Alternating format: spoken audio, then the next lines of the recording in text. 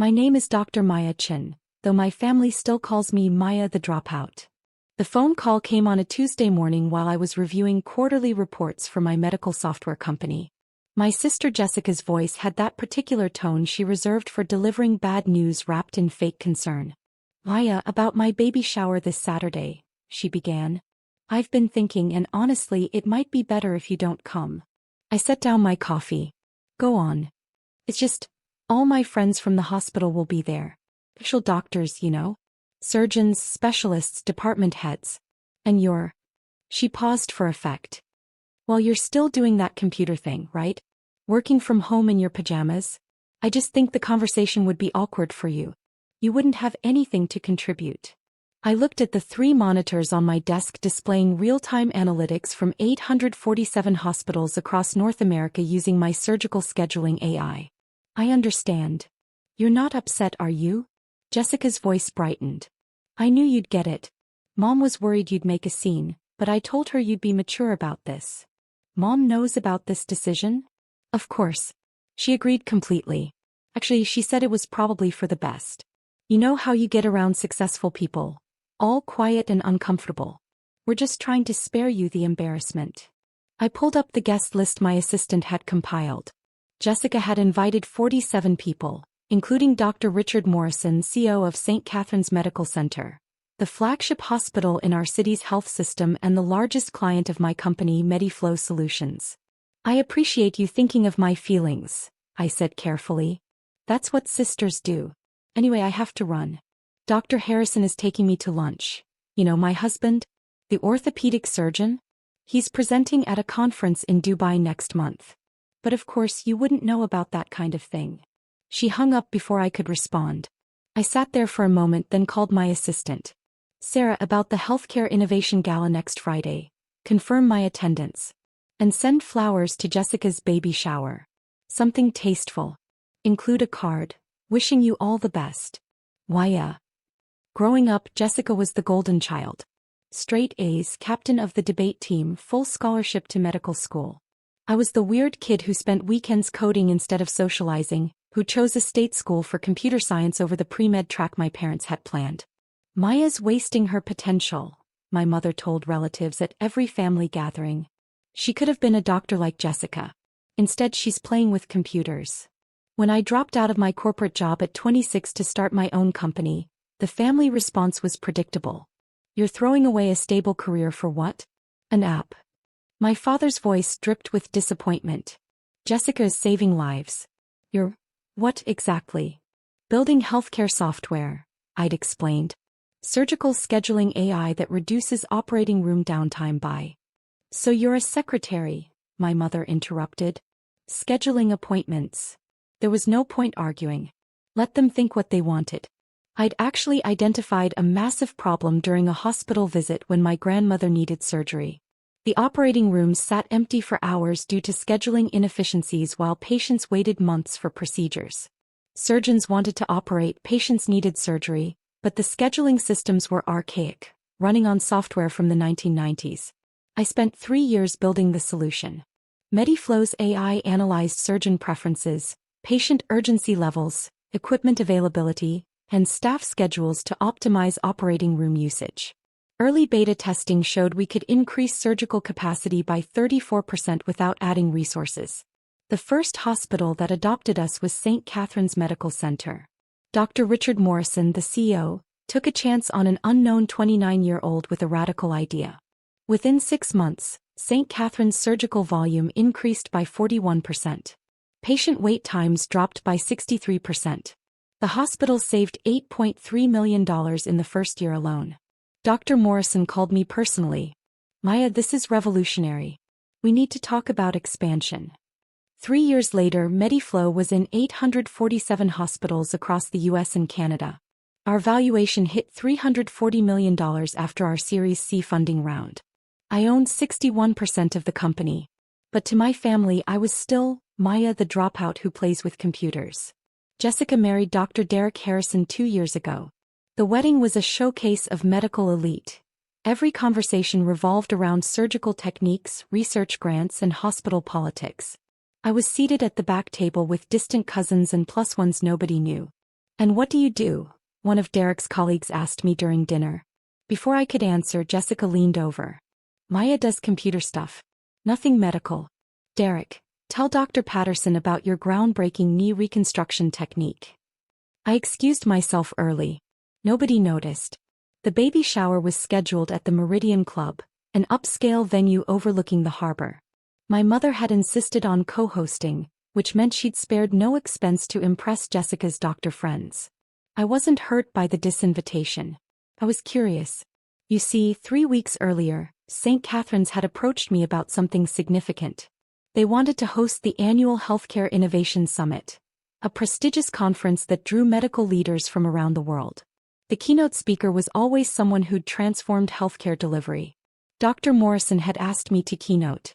"Your work has changed how we think about surgical capacity," he'd said during our video call. "Hospitals nationwide are seeing results they never thought possible. The industry needs to hear from you directly." I'd accepted. The summit was this Friday, 2 days before Jessica's shower. Sarah had also mentioned something interesting. Dr. Morrison's wife was on the guest list for Jessica's baby shower. They'd apparently met at some hospital fundraiser, and Mrs. Morrison had taken a liking to Jessica, which meant Dr. Morrison would likely attend the shower with his wife. And he would see the photos. You see, I'd been doing my homework. Jessica's social media was public, and she'd been posting extensively about the shower preparations. The theme was medical miracles. Decorations included stethoscopes, tiny scrubs, and framed photos of inspirational medical moments. One of those photos, posted just yesterday, showed Jessica beaming next to Dr. Morrison at a hospital gala. But in the background of that photo, clearly visible, was another frame on the venue's wall, the Healthcare Innovation Awards ceremony from last year, where Dr. Morrison had presented me with the industry's highest honor. Jessica had cropped herself into a photo without realizing what else was in the frame. I said nothing. I just watched. Friday arrived. The Healthcare Innovation Summit was held at the Grand Ballroom of the Westin Harbor, with 1,200 attendees, CEOs, surgeons, hospital administrators, health tech investors, and medical journalists. I wore a navy suit and tried not to throw up from nerves. Dr. Morrison introduced me himself. 3 years ago, a young entrepreneur walked into my office with an idea that sounded too good to be true. Increase surgical capacity by 1/3 without adding resources? Impossible, I thought. But Chen didn't just promise results, she delivered them. Today, MediFlow Solutions operates in 847 hospitals, has facilitated over 340,000 additional surgeries, and has fundamentally changed how we think about healthcare resource optimization.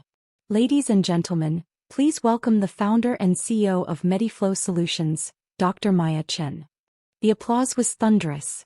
I hadn't told my family I'd completed my doctorate. I'd finished my PhD in computer science and healthcare informatics 2 years ago, doing the coursework at night while running my company. The graduation ceremony conflicted with Jessica's engagement party, so I'd skipped it. Nobody asked why I wasn't there anyway. My keynote went well. I spoke about the intersection of technology and compassion, about how every minute of operating room downtime represented a patient still waiting, still suffering. I shared data. MediFlow hospitals had collectively performed 340,000 additional surgeries in 3 years. 340,000 patients who got care months or years earlier than they would have otherwise. We're not just optimizing schedules, I concluded. We're optimizing hope. Standing ovation. 3 venture capital firms requested meetings. Forbes wanted an interview. Dr. Morrison shook my hand with genuine warmth. You've made healthcare history today, Maya. The industry will never be the same. That evening, the photos hit social media. Medical News Today, Healthcare IT Journal, and Modern Hospital Management all ran features. The summit's official Twitter account posted a photo of me receiving a standing ovation captioned, "Dr. Chen, MediFlow Solutions CEO, receives recognition for revolutionizing surgical capacity optimization. 847 hospitals. 340,000 plus additional surgeries. One brilliant mind." My phone buzzed with congratulations from colleagues, investors, and hospital executives. One notification stood out. Jessica had posted an Instagram story from her baby shower venue setup. The decorations looked beautiful. She tagged my mother and added, "Tomorrow." Can't wait to celebrate with my real doctor friends. Blue Heart Baby Hospital. I took a screenshot. Just in case. Saturday morning I worked from my home office. A converted bedroom with a standing desk, 3 monitors and a wall of medical technology patents with my name on them. Sarah called at 11 a.m. Maya, you need to see this. He sent me a link to a live stream. Jessica had set up a camera at the shower for people who couldn't attend in person. I watched as guests arrived, admiring the decorations, cooing over tiny medical-themed onesies. My mother held court near the gift table, telling everyone about my daughter, the surgeon's wife. Jessica's always been brilliant. Mom gushed to a cluster of older women. Top of her class, married a wonderful doctor. They're going to raise this baby with such strong values. Education, service, excellence. Don't you have another daughter? One woman asked. My mother's smile tightened. Why? Well, she does computer work. We don't really talk about it. Oh, the woman said, understanding immediately. A disappointment. Every family had one. I was about to close the stream when I saw him. Dr. Richard Morrison entered with his wife, Eleanor.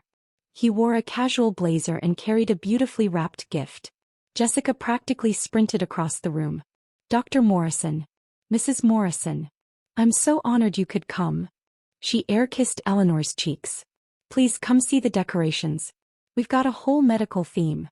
She led them on a tour, pointing out details. And here's our photo wall. Inspirational medical moments. She gestured proudly at the display. Dr. Morrison stopped. His eyes fixed on one particular photo. The one Jessica had posted, the gala picture. But he wasn't looking at Jessica. He was looking at the background. At the framed photo of him presenting me with the Healthcare Innovation Award. Is that? He leaned closer, then pulled out his phone, scrolling. He showed Eleanor something, probably one of yesterday's summit photos. Eleanor's eyes widened. She looked at the photo wall, then at Jessica, then back at her husband. Jessica, Dr. Morrison said carefully, this photo here, the one from the hospital gala. That's a lovely picture, but I'm curious about the frame visible in the background. Is that the Healthcare Innovation Award ceremony? Jessica beamed, missing the tension in his voice. Oh yes. That event was so inspiring. All those amazing medical innovations. Indeed. Dr. Morrison studied her face. Tell me, Jessica, do you know who received that award? The Healthcare Innovation Award is quite prestigious. Only given to individuals who've truly transformed patient care. I'm sure it was well-deserved. Jessica said brightly. There are so many brilliant people in healthcare. There are, he agreed. Your sister, for instance. The room went quiet. Jessica's smile froze. I'm sorry. Your sister. Maya Chen. She received that award. From me. At that ceremony. He pointed at the background photo. In fact, unless I'm very mistaken, that's me presenting her with the award. Which would make this photo rather ironic, given that Maya wasn't invited today. My mother appeared, sensing disaster. Dr. Morrison, I'm sure there's been a... Mrs. Chen. His voice was cool. I'm quite sure there hasn't been a misunderstanding. I presented Maya with the Healthcare Innovation Award last year in front of 1,200 of our industry's leaders. Yesterday she keynoted our summit. This morning, 3 major medical journals are running features about her.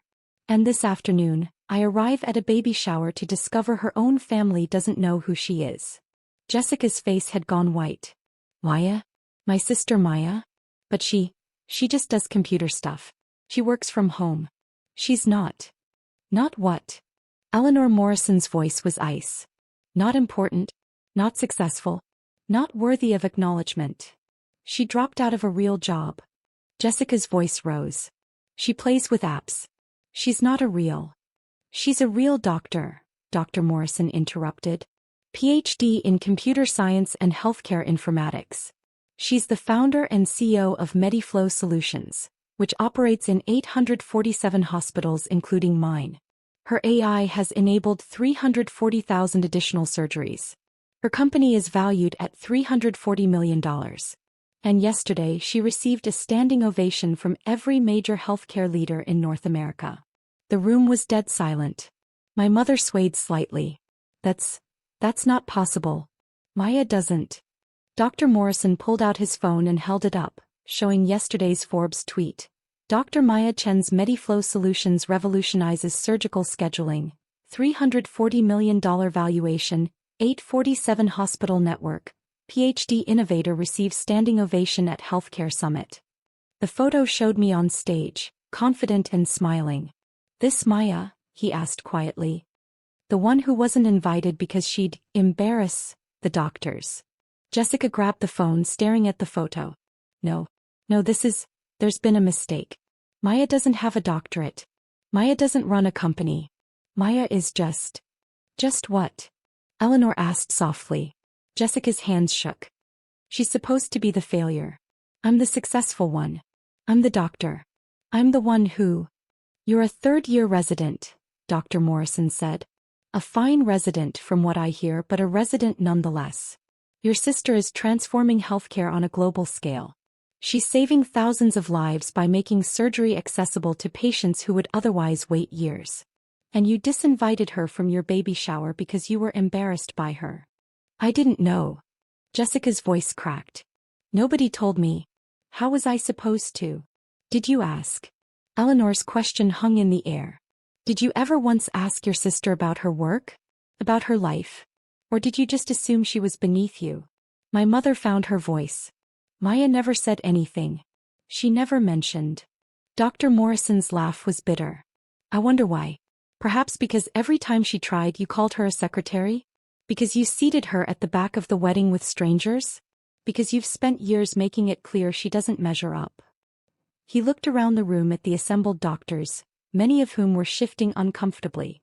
How many of you use MediFlow at your hospitals? He asked. Slowly hands went up. 7, 8, 12 people. How many of you have seen your surgical volumes increase? Your patient wait times decrease? Your or efficiency skyrocket? More hands.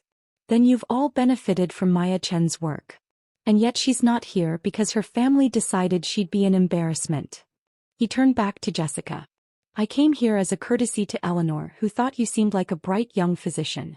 But I'm leaving now because I don't associate with people who treat brilliance with contempt simply because they don't understand it. Dr. Morrison, please. Jessica reached for him. He stepped back. Save it. I've seen enough. As he and Eleanor walked toward the door, he paused. By the way, Jessica, your hospital, St. Catherine's, where you're doing your residency. Maya's software runs your entire surgical department. Every surgery you've assisted on for the past 2 years was scheduled by her AI. You've been working in her system, benefiting from her innovation, and you didn't even know it. He left. The room erupted. Guests clustered around phones, searching Maya Chen MediFlow. Gasps and whispers filled the air as search results appeared. Forbes profiles, TechCrunch articles, Medical News Today features, photos of me at conferences, at hospital ribbon cuttings, accepting awards. My mother grabbed Jessica's phone and stared at the Forbes article. Her face went gray as she scrolled through paragraphs about my company's growth, my doctorate, my keynote speeches. $340 million, she whispered. Maya owns a company worth $340 million. Jessica was crying now. She never told us. She never said. Because we never listened. My mother's voice was sharp. Every time she tried to talk about her work, we changed the subject or made jokes about her being a secretary. We didn't care. We didn't want to know. Derek, Jessica's husband, stood frozen by the gift table, his phone in his hand. Maya scheduled my last 3 surgeries at St. Catherine's. I've been using her software for 2 years. I've been telling people how revolutionary the new system is. I just never knew it was hers. Why would you? One of the guests said quietly. None of us knew. Her own family didn't know. My phone started ringing. First Jessica, then my mother, then Derek. I let them all go to voicemail. Sarah called instead. Maya, it's happening. Social media is blowing up. Someone at the shower filmed Dr. Morrison's confrontation and posted it. It's gone viral. Over 2 million views in an hour. #MayaChen is trending. Of course it is, I said tiredly. What do you want me to do? I thought about it. About years of dismissal and condescension. About being called a dropout and a secretary. About missing my own PhD graduation because nobody in my family cared enough to ask about it. Nothing, I said. Let it play out. The next 48 hours were chaos. The shower video spread everywhere. Medical professionals across the country shared it with comments ranging from, "This is why we need to celebrate all kinds of healthcare innovation," to, "Imagine being so insecure you can't recognize genius in your own family." Forbes ran a follow-up. "The sister they left behind. How family dismissal fueled a $340 million healthcare revolution." The Atlantic published an essay, "Maya Chen and the Cost of Conditional Love. When Families Only Value Certain Kinds of Success." My phone wouldn't stop ringing. I ignored everyone except business contacts and friends. On Monday, my mother appeared at my office.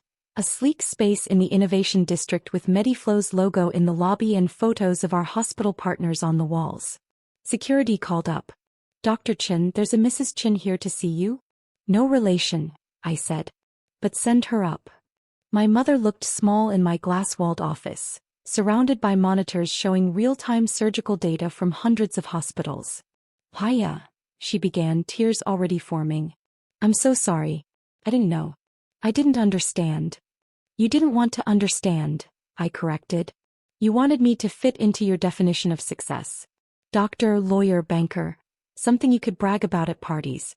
When I chose a different path, you decided I'd failed and nothing I said could change your mind. I was wrong." She wiped her eyes. "So wrong. All this time you were doing something incredible and I was too blind to see it." "You weren't blind, Mom. You just weren't looking. Can you forgive me?" I leaned back in my chair. "Honestly, I don't know. This isn't about one incident. This is about years of dismissal. Years of being told I wasn't good enough.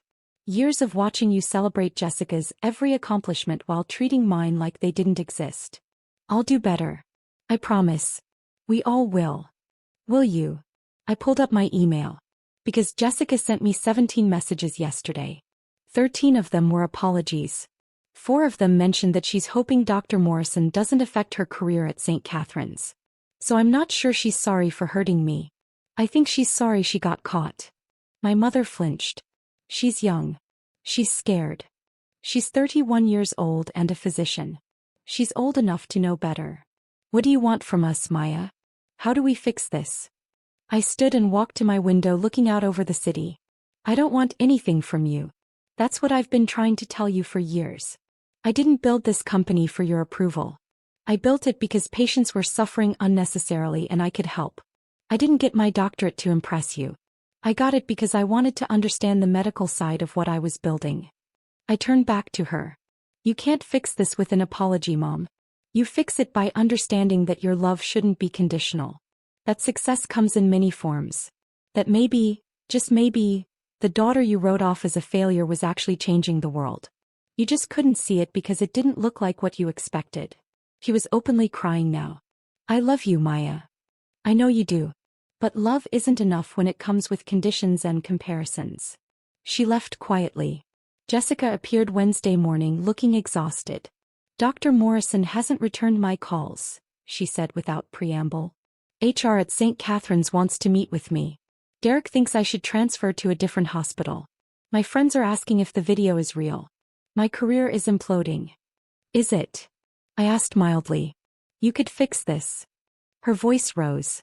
"One word from you to Dr. Morrison, one statement that this was all a misunderstanding." "But it wasn't a misunderstanding, Jessica. You genuinely believed I'd embarrass you. You genuinely thought I had nothing to offer your doctor friends. You were genuinely ashamed of me. I didn't know the truth. You didn't care about the truth. You made assumptions and never questioned them. That's different." She slumped into a chair. "What do you want me to say? That I was a terrible sister? That I was arrogant and dismissive? Fine. I was. I'm saying it. Now will you help me?" "Why should I?" "Because we're family." The word hung between us. "Family," I repeated. "The same family that seated me at the back of your wedding. The same family that calls me a dropout. The same family that didn't notice when I got my doctorate. That family." I said, "I'm sorry." "No, Jessica. You said your career is imploding. That's not the same thing." She was quiet for a long moment. When she spoke again, her voice was smaller. "I looked you up. Really looked you up. The articles, the patents, the hospitals. There's a profile that says you worked 90-hour weeks for 3 years to get Mediflow off the ground. That you maxed out your credit cards and ate ramen for a year. That you almost gave up a dozen times but kept going because you believed in what you were building. She looked up at me with red eyes. I never knew. I never asked. I assumed you were wasting your time and I never bothered to find out if I was wrong. That's on me. Not on you for not telling me, on me for not caring enough to ask. It was the most honest thing she'd ever said to me. I can't fix your relationship with Dr. Morrison, I said quietly. That's yours to repair or not. But I can tell you this. The problem isn't that he knows the truth. The problem is how you treated me when you thought I was nobody. That's what he can't overlook. That's what I can't overlook. So that's it. We just stop being sisters. We haven't really been sisters for a long time, Jessica. We've been two people who share DNA and occasionally see each other at holidays. If you want something different, it starts with seeing me. Actually seeing me. Not Maya the dropout or Maya the embarrassment. Just Maya. She stood slowly. I don't know if I can fix this. Neither do I. But that's where we are. After she left, I sat in my office for a long time, looking at the wall of photos. Hospitals using our software. Patients whose surgeries had been moved up by months thanks to our scheduling optimization. Thank you letters from families. My assistant Sarah knocked softly. The team wants to know if we're still on for the board meeting Thursday. Of course. Why wouldn't we be? Well, all the media attention. The family drama. They thought you might need time. I smiled. Sarah, I've been dealing with my family's dismissal for years while building this company. A viral video doesn't change that. The work continues. You're remarkably calm about all this. Am I? I pulled up my laptop. Or am I just not surprised? I always knew what I was building.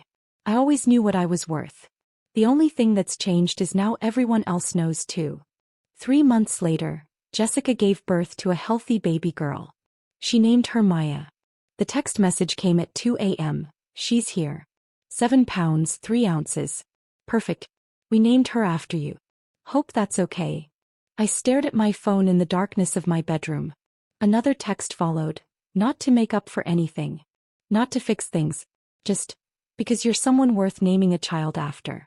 Took me too long to realize that. I didn't respond immediately. Instead, I got up and went to my home office, where framed on the wall was the Forbes cover from last month. 40 under 40. The Innovators Reshaping Healthcare. My photo smiling in front of a wall of surgical data. The article inside had a quote from Dr. Morrison. Chen didn't just build a company. He built a legacy. Every patient who gets surgery months earlier than they would have otherwise. That's her legacy. Every hospital that can serve more people with the same resources. That's her legacy. She changed healthcare because she refused to accept that the status quo was good enough. I thought about the baby girl sleeping in a hospital nursery, named after an aunt she might never know. I thought about Jessica holding her daughter, maybe finally understanding what it means to love someone unconditionally, without requiring them to fit a predetermined mold. I thought about my mother who'd started therapy and sent me 1 text a week. Nothing heavy. Just, thinking of you. Proud of you. Love you. No expectations. Just, presence. I picked up my phone and typed, "Congratulations. She's lucky to have you as her mother. Give her my love. Then, I'll visit when you're ready." It wasn't forgiveness. Not yet. But it was a door left open. Sometimes that's enough. 6 months later, I was back at the Healthcare Innovation Summit, this time as a keynote panelist discussing the future of medical AI. In the audience, in the 3rd row, sat my mother and Jessica holding baby Maya. We'd had dinner the night before, awkward, careful but real. Jessica had brought photos of the baby. My mother had asked about my business, actually listening to the answers. "I'm learning to knit," my mother had said suddenly. "Baby blankets. I made one for Maya." She'd pulled out her phone showing a lumpy blue and white creation. "It's terrible, but I made it myself. I'm learning that things don't have to be perfect to be valuable. Wish I'd learned that 30 years ago." Jessica had been quiet most of the meal, just listening, occasionally bouncing the baby when she fussed. As dessert arrived, she'd finally spoken. "I withdrew my name from the awards committee at St. Catherine's. The one that nominates residents for recognition." "Why?" I'd asked. "Because I realized I was doing it for the wrong reasons. For the prestige. For the bragging rights. For mom and dad to be proud. Not because I actually cared about being the best doctor I could be. She'd looked at baby Maya. I want to be different for her. I want her to know that success isn't about titles or awards. It's about doing work that matters. Now, watching them in the audience as I discussed the ethical implications of AI in healthcare, I felt something unfamiliar. Hope. After my panel, Dr. Morrison found me backstage. That was brilliant as always. And I see you have some special guests today. Hi family, I said simply. How's that going? Slowly. Carefully. But going. He nodded. Good. Everyone deserves a second chance. Even people who didn't appreciate what they had. Even Jessica? She's still a resident at St. Catherine's. Even Jessica. She's actually become one of our more thoughtful residents.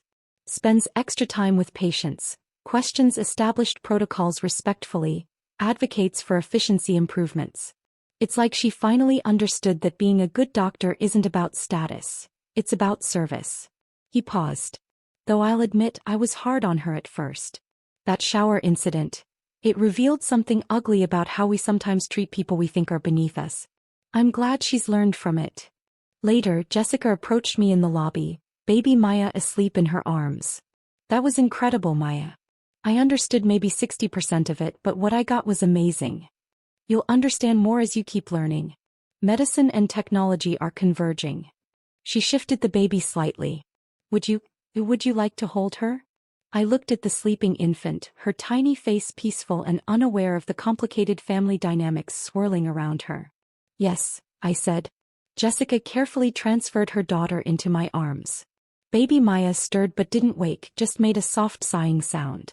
She looks like you, I said. She has your eyebrows. Jessica countered.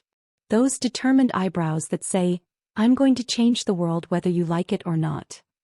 We both laughed softly. My mother appeared, camera ready. Can I get a photo? My daughters and my granddaughter. We posed, awkward, uncertain but together. As the camera clicked, baby Maya opened her eyes and looked directly at me with that unfocused infant gaze that somehow seems wise. Hey there, little one, I whispered. You've got a big name to live up to. But here's a secret. You don't have to be what anyone expects. You just have to be yourself. The world will catch up eventually. Jessica wiped her eyes. That's what I want her to know. That's what I should have known about you. You know it now. That's what matters. Is it enough? I looked at my sister. Flawed human trying. It's a start. That evening I returned to my office and found an email from the board. Mediflow had just secured contracts with 150 additional hospitals. Our AI was being adopted in Europe. Projections showed we'd hit 1,500 hospitals by next year. But what caught my eye was a different email from a hospital in rural Montana. Dear Dr. Chen, because of your software we performed 12 additional surgeries this month. One of them was my mother. She'd been waiting 14 months for her hip replacement. She walked into church last Sunday, her first time in over a year. Thank you for giving me my mom back.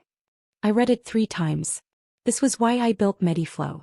Not for the valuation or the awards or even to prove my family wrong. For the mother walking into church. For the patient who didn't have to wait 14 months. For the surgeon who could finally operate on everyone who needed help. My phone buzzed. Jessica had sent a photo, baby Maya in a onesie that read Future Innovator. The caption, she's going to change the world. Just like her aunt. I smiled and saved the photo. Then I returned to work. There were 1,500 hospitals to reach, millions of patients to help, and a world that still didn't fully understand the intersection of technology and healing. But they would. They always did. Eventually everyone sees the truth. You just have to be patient enough to wait for them to catch up, and strong enough to keep building while they do.